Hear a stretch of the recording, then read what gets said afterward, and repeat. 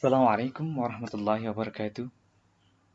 Alhamdulillahirrabbilalamin. Allahumma salli ala nabiyina Muhammadin wa ala alihi washabihi ajma'in. Santri-santri Madrasah Sanawiyah Husnul Khotimah kelas 9. Alhamdulillah pada kesempatan kali ini kita bisa bertemu lagi dalam pembelajaran tafsir kelas 9. Untuk materi tafsir kelas 9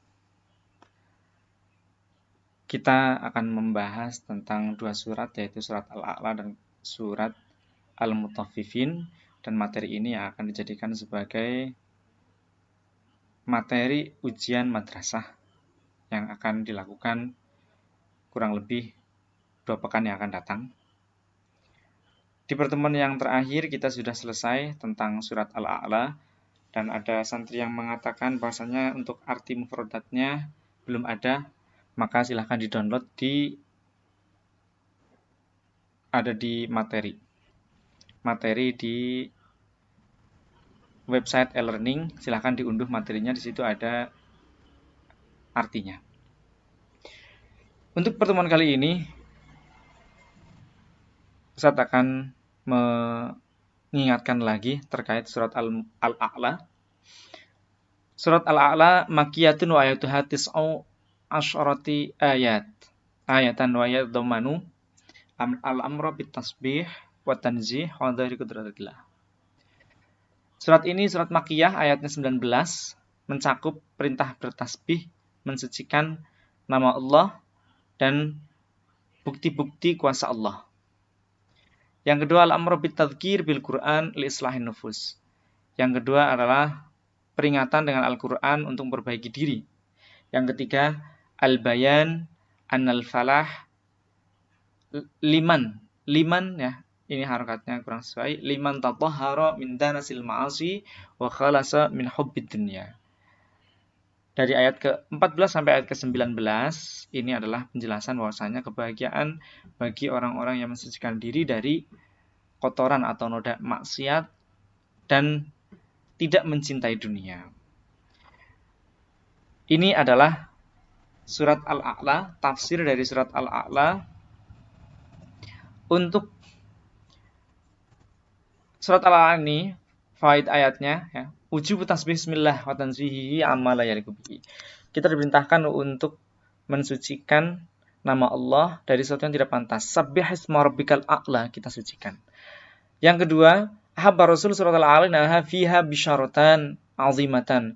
Rasul mencintai surat ini karena ada 2 hal yang besar. Yang pertama, al-ula anallaha yuyassiruhu lil yusra. Allah akan memudahkan Nabi untuk kemudahan.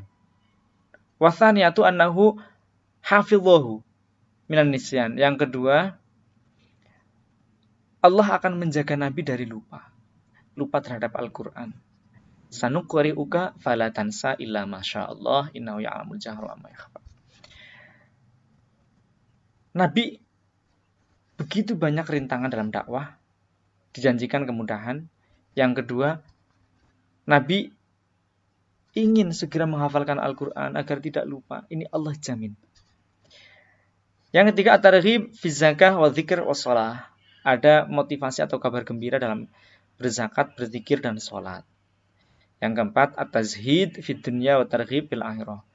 Kita tidak mencintai dunia. Dunia itu hanya dalam genggaman, tidak dalam hati. Kalau dalam hati itu namanya cinta dunia. Tapi kalau dunia kita miliki hanya dalam genggaman tangan saja, tidak mencintai apa yang kita pegang, hilang tidak masalah. Ini namanya zuhud fid dunya wa targhib fil akhirah. Kita tidak cinta dunia dan kita mencintai akhirat. Li fana id-dunya baqil akhirah. Karena dunia ini fana atau rusak dan akhirat ini kekal. Yang kelima, tawafukul kutub as-samawiyah dalilun annaha wahyullahi wa kutubihi anzalaha ala rusulihi.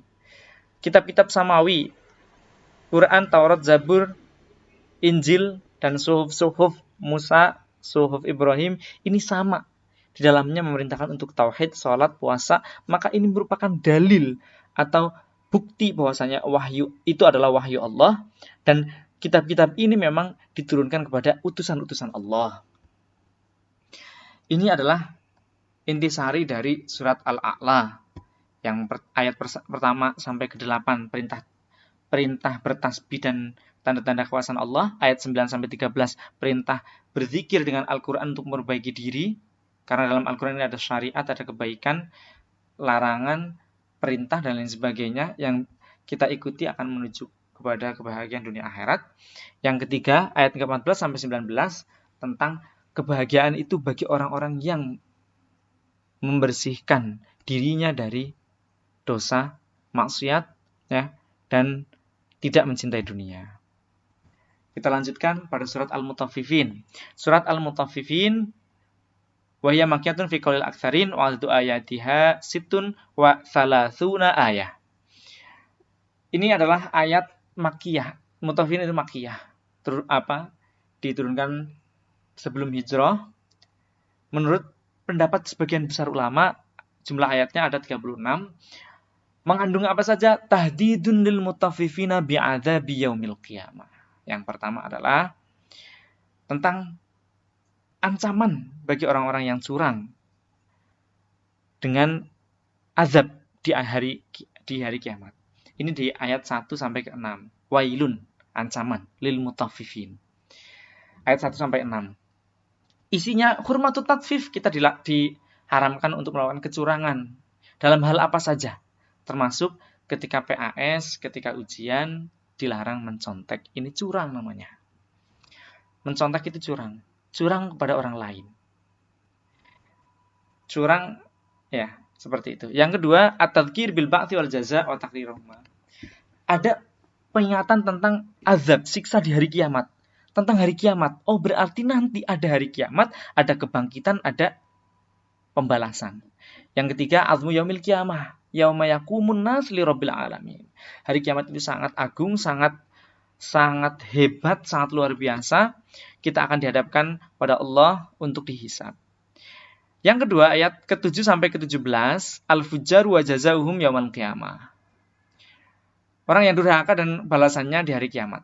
Al-bayun anak kitab al-fujjari fi sijjin wa sijjin diwanu tudawinu fihi sa'iru kutubil fujjar.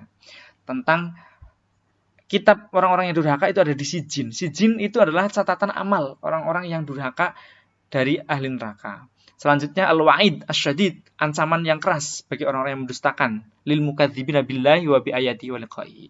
Mendustakan Allah, ayatnya, dan pertemuan dengan Allah untuk hisab dan lain sebagainya. Takriru aqidatil ba'si wal jaza. Yang ketiga adalah tentang adanya hari kebangkitan dan pembalasan sama. Untuk ayat ke-18 sampai 28, al-abraru wa na'imahum fil jannah. Orang-orang yang berbakti atau orang-orang yang taat dan kenikmatan mereka di surga. At-tahdzir min waslatil dzunub wa adamut taubah minha haitsu ya'ti dzalika bil 'abdi ila ayyuhramat taubah. Ini ancaman terus-menerus melakukan dosa bisa menjadikan seorang hamba tertutup pintu taubatnya. Yang kedua, takriru ru'yatillah. Ketetapan melihat Allah. Kita akan melihat Allah di hari kiamat nanti. Ya. Dalilnya apa? Ya, itu di ayat ke-18 sampai ke-28. Ya. Innahum arabbihim yawma idzil lamahjubun. Ya. Ini kita merupakan dalil bahwasanya kita bisa melihat Allah. Untuk ayat ke-29 sampai ke-36 yang terakhir adalah tentang muamalatul mujrimina fid dunya lil mu'minin jazaa'un fil akhirah. Di dunia orang-orang yang durhaka ini sosialisasinya dengan orang yang mukmin tidak baik. Allah akan membalas mereka. As-sana'u 'alal abrar wa bayanu ma a'adallahu ta'ala lahu minan ni'ami. Pujian bagi orang-orang yang baik, yang taat. Dan di sini dijelaskan tentang apa yang Allah sediakan bagi mereka. Ada ar-rahiqim makhtum, ya. Ada arak yang disegel. Ada kenikmatan-kenikmatan, ya. Sekolah ar-rahiqim makhtum, ya. Ini ada kenikmatan-kenikmatan surga. Takriru aqidatil ba'si wal jaza bi dzikri ma yajri fiha. Di dalam surat ini diterangkan tentang apa yang dialami manusia yang beramal baik, yang beramal tidak baik.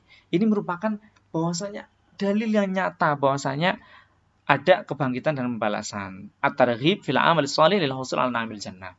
Ini adalah motivasi atau anjuran kepada kita untuk beramal soleh untuk mendapatkan kenikmatan surga. Santri-santri yang soleh dan solehah ini adalah rangkuman dari materi yang sebelumnya, yaitu Al-Mutawwifin Al-A'la. Dipelajari dengan serius karena nanti untuk ujian madrasah kelas 9, 2 surat ini. Diartikan untuk kata-kata yang belum paham, dan tetap semangat belajar, santri-santri soleh dan solehah, meskipun pelajaran online, dan jangan lupa, tujuan kita belajar, tujuan kita mencari ilmu adalah ya, karena Allah Subhanahu wa taala, bukan untuk nilai. Demikian yang bisa Ustaz sampaikan. Billahi taufiq wal hidayah. Wassalamualaikum warahmatullahi wabarakatuh.